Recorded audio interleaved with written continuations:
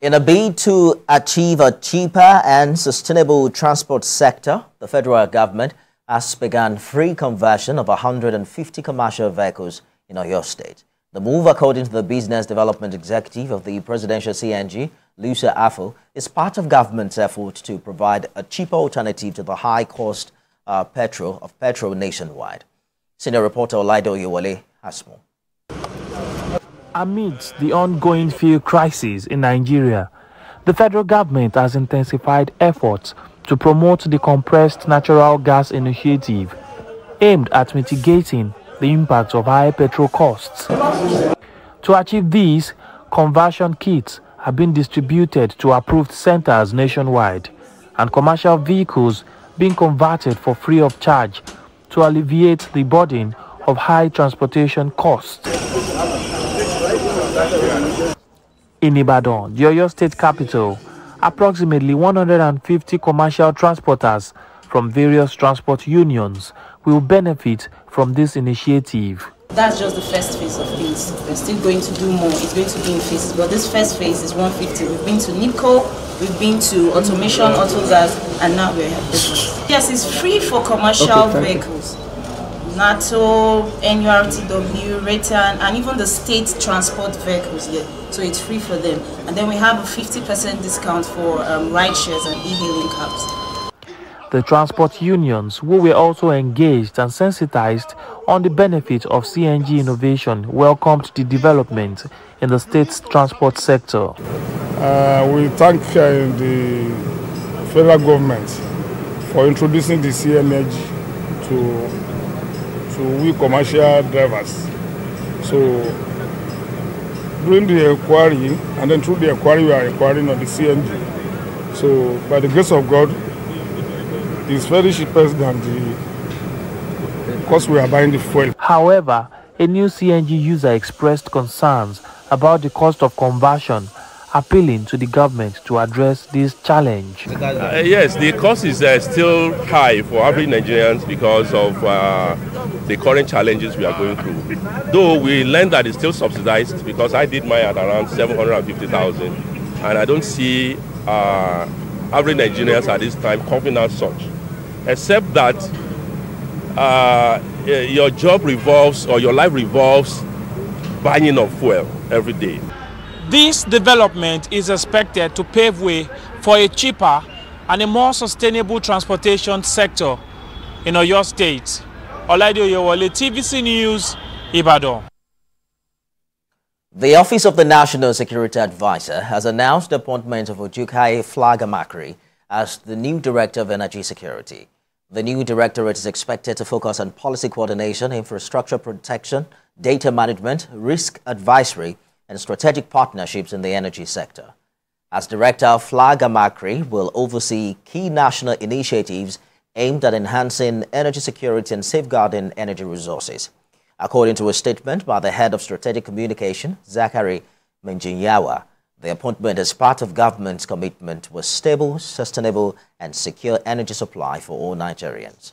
Flagamakri is mandated to work closely with stakeholders, including government ministries, security agencies, and regulators in the energy sector, and international partners, as well as community leaders. The Commander General of the Nigeria Security and Civil Defense Corps, Ahmed Audi, is calling on traditional rulers and community leaders in Osun State to heighten security awareness in their domains. Rafiu Hamid has details and will return with business news. Imesili is an ancient town located in Ibukun local government. It's about 50 minutes drive from Osogbo, the state capital. This community shares boundary with Ekiti and Kwara states and has been experiencing increasing cases of kidnapping and other forms of crime. As a result of this, many residents now live in fear. Ever since we have been battling with insecurity as well as minor civil disorder. Years ago, we heard about the community that there are some devilish people that came and abduct people along Ostanile Road, people that are coming from Abuja. Until now, the community has only a police post with only few operatives. In response to the security challenges, a fully equipped divisional office building and patrol vehicles are being provided for the Nigerian Security and Civil Defense Corps. You will all agree with me that security in this country is not too good. And it appears that each community has to rise to the occasion if we really want security. Well, it's community effort for development to collaborate with the government to make sure that we move Nigeria forward. We all know that security is not a government affair alone.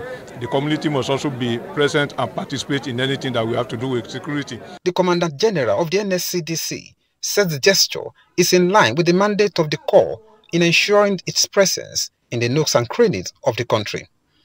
We are going to work closely with other security agencies, also with the local hunters, to rid this environment of any criminals or act of criminality. A courtesy call was also paid on the Overlook of Iloku Ijesha, Oba Akim Ogungbangbe, where he urged the Corps to do more in the area of conflict resolution between farmers and herders in the area. Rafiu Hamid, TVC News, Iloku Ijesha, Osun State. And in business news, Nigeria's headline inflation rate eased to 32.15% in August 2024, down from 33.40% recorded in July 2024, reflecting a decrease of 1.25 percentage points. This is the second consecutive monthly slowdown after easing in the previous month. On a year-on-year basis, the headline inflation rate was 6.35 percentage points higher compared to 25.8% recorded in August 2023.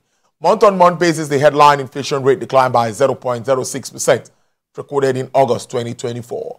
On our flagship business show, Business Nigeria, Chief Executive Officer of Kari Assets Management Limited, Mr. Johnson Chukwu, commended this development and highlighted factors that contributed to the decline.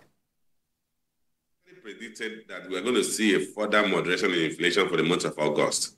And I wasn't wrong when the figure came out, because you have to recognize the structure of the economy.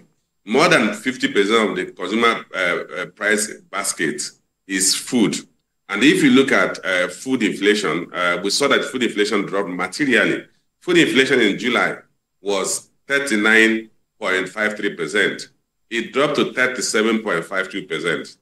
That was a consistent drop, because previously, in the month of June, food inflation was about 40.88%. So that constant drop is what drove inflation down from 33.4% to 32.15%. The major drop we saw in food inflation coming from food crop, which is the basic food that we produce here. So we saw a material increase in food. Normally during the harvest season, you see a lot of food that is produced coming to the market. And because the farmers do not have storage capacity, what they do is that it becomes a buyer's market ordinarily. We should actually see the more significant drop in food prices, assuming food production was going on in all parts of the country. But because of the insecurity we have today, food production is not at it's optimal. So it's not strange, it's not unexpected that inflation dropped in most of August. But bear in mind that that drop was driven solely by decline